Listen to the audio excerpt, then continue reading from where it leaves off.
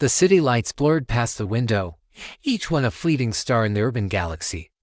Inside the bus, the air was thick with the day's fatigue. It was the last ride for most, a slow crawl home through the sleeping streets. Only one seat remained empty, a silent invitation at the very back. A man, dressed in a sharp suit but with wary eyes, claimed it. He slumped into the vinyl, his briefcase a heavy weight on his lap. The bus lurched to a stop, and the doors hissed open, welcoming a new passenger. This man was different. His clothes were worn, his face etched with the lines of a hard life. He scanned the crowded aisle, his gaze finally resting on the empty space beside the businessman. He moved towards it, his steps heavy. As he neared the back, the bus suddenly braked. He stumbled, his hand shooting out to catch his balance, brushing against the businessman's shoulder. It was a small, almost imperceptible touch, but in the tense quiet of the late-night bus, it was a spark. "Hey, watch it!" The businessman snapped, his voice sharp and loud. He shoved the other man away, a look of disgust on his face. The standing man stumbled back, his eyes wide with surprise. "I didn't mean anything," he stammered, his voice rough but sincere. "Just lost my balance." But the businessman wasn't listening. "Don't touch me. People like you, always looking for trouble." His words dripped with contempt, painting the other man with a brush of assumptions. The argument escalated quickly. Voices rose, harsh and accusatory. The businessman's polished vocabulary turned into a torrent of insults, while the other man's simple denials were drowned out. Passengers who had been dozing or lost in their own worlds now turned to watch the drama unfold. Their faces were a mixture of curiosity, annoyance, and fear. The confrontation grew more heated, the space between the two men crackling with tension. The bus driver, hearing the commotion, pulled over to the curb with a screech of tires. He looked in his rearview mirror, his face grim. "That's it," he announced over the intercom. His voice tired. "I'm calling the police." The sight of flashing blue and red lights soon filled the bus windows, casting long, dancing shadows on the passengers' faces.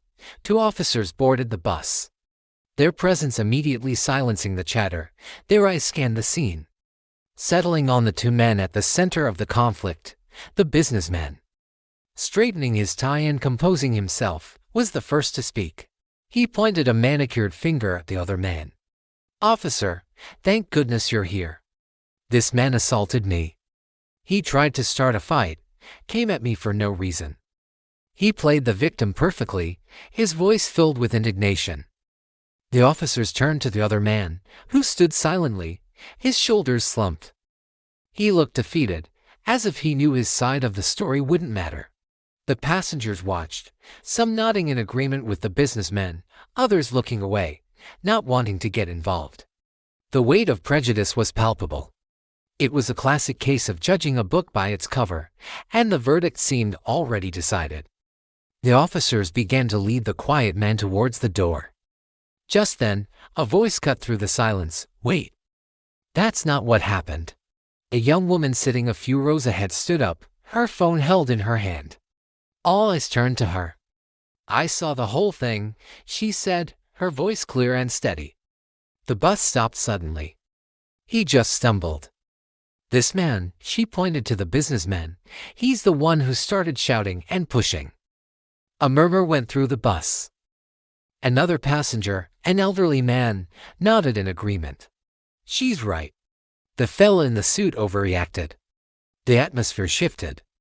The officers looked from the woman to the businessman, whose face had turned pale.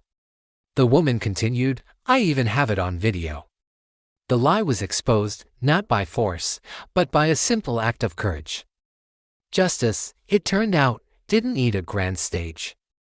It just needed a witness willing to speak the truth.